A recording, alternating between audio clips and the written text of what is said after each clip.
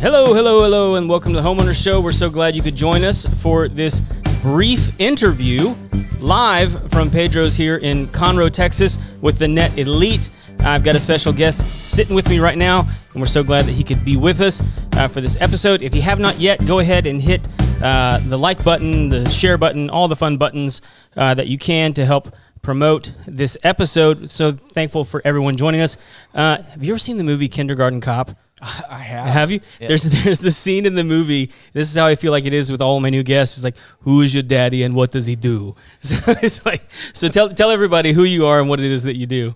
So my name is Shelby Standley. I am a custom carpenter. I really started doing this stuff about 5 or 6 years ago. I've been doing it for a lot longer than that, but for business wise, and then and my business is Carpentry. It really just kind of blossomed from doing home renovations, and then here we are, just doing exclusive custom cabinets, custom kitchens, full renovations, and everything in the like. When I say full renovations, like kitchen renovations, full custom cabinet side, anything regarding woodworking. Awesome. And so, like, how did you even get started learning how to do this? Because, like, we don't have like shop class in schools anymore, right? I mean, did you go to a school that had a shop class? I did go to a school that had a shop class. I didn't take the You shop didn't take class. shop class. I was an FFA student. So you have all your fingers. So that's I do okay. not. I have 9.8 fingers. Oh, that one right there? Yep. Nice. That's a good war wound. Yeah. So it's You got fun clipping that one. You know, you have a good carpenter when he's got almost all of his fingers. Almost, yeah. That's a sales tactic for me. It's like a sign of experience. Yeah. If you haven't had a good carpenter, you know, if he's got all of his fingers, that you know he's not just good enough yet. So how did you learn how to do all this? Progressive, just doing it. I'm a problem solver, so I like the challenge of learning something new, and I love the challenge of taking a picture, somebody giving me a picture and saying, I want to make this. So where it came from was somebody would give me plans or renderings or designs, and then I would slowly just analyze every aspect of it and then create it. Yeah. And now I can take a room.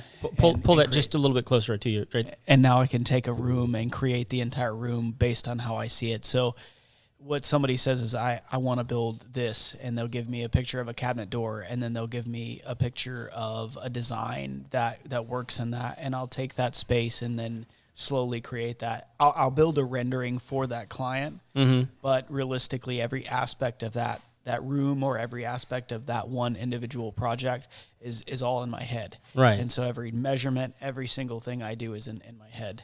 So is a lot of this because like store-bought cabinetry is just the way it is, and it's not going to fit into every space. And so like a guy like you comes along to do something custom, not necessarily cabinetry, but like, you know, furniture that fits in a space that like maybe they couldn't find a piece that fit that area because they've got a weird room or something like that.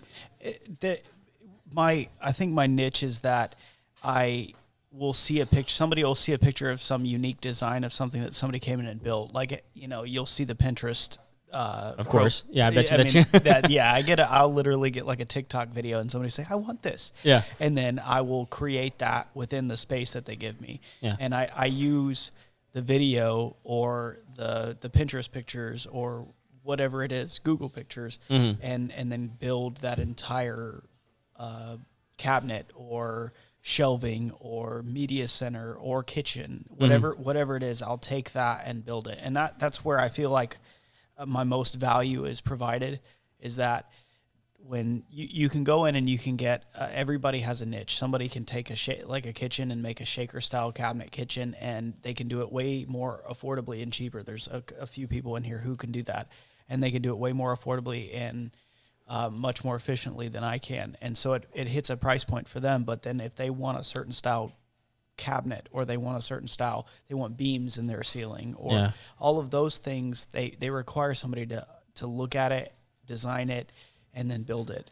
And that's where my business comes into place, is taking you want faux beams in your house. I can build foam beams. You want custom floating shelves, and you want a certain style where it's not just a slab of wood. You want a boxed cabinet style floating shelf that goes in there, and then you want a specific type of wood, like white oak or red oak, It doesn't matter what it is. I mean, sure. walnut, countertops. I can do it doesn't matter that it's so flexible and different for every project. Are people starting to want wood countertops again now? Is that something you're seeing? It has grown. Yeah, it has grown. The butcher block's always been around, but then you have live edge slab countertops that are popular, and then on top of that, kind of going hand in hand with KO Customs is we do the epoxy. Okay. So we do know how to do the epoxy countertops. We do know how to do epoxy within live edge slabs and stuff like that. So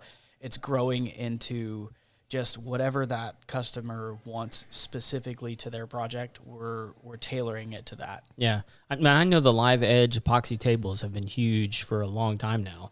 I mean, and they're still popular. I mean, and you're even seeing it expand into I've started to see people pour metal into the live edge and then sand that down and get a sheen on that.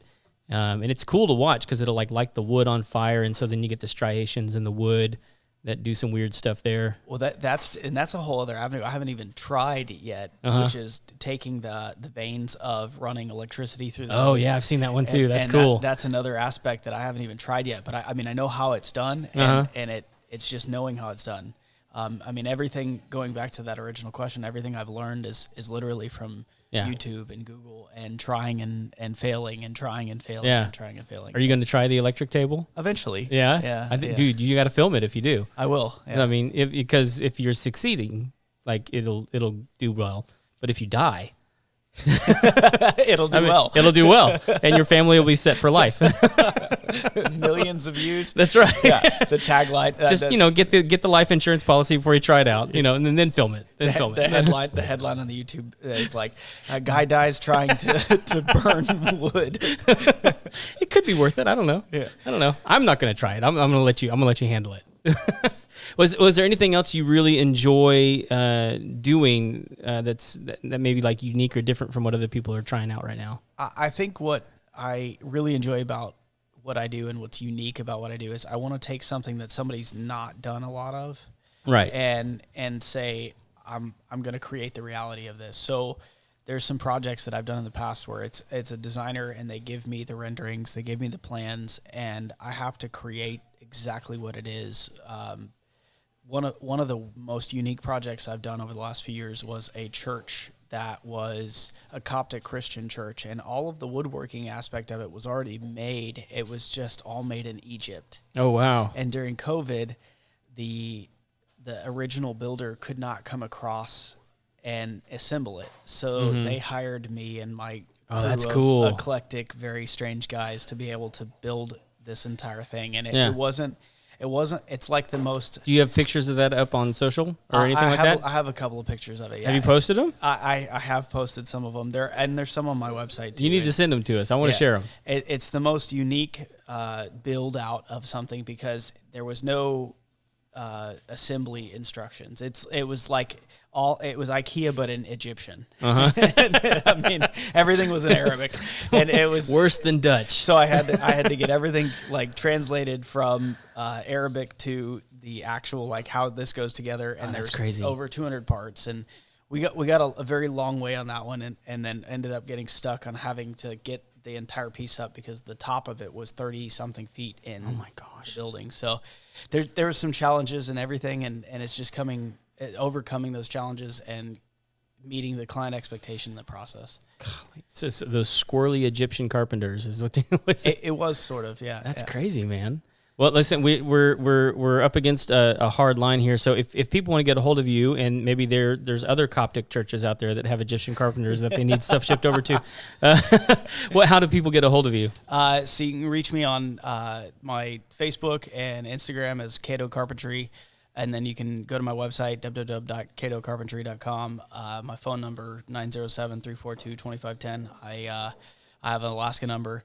So okay. I'm from Houston, born and raised, but I lived up there for a while. So, but you can reach me in any of those avenues. And if you want to get a hold of me, just give me a shout. I can help you with anything woodworking. Awesome. Thank you so much for sitting down, man. It was really cool to hear about what all you've got going on. Hopefully we get to sit down for a longer conversation in the future. Yeah, that'd be fun. Awesome. So if you haven't yet, go ahead and hit the subscribe button. Thank you so much for joining us for this live episode. We'll see you next time. Take care.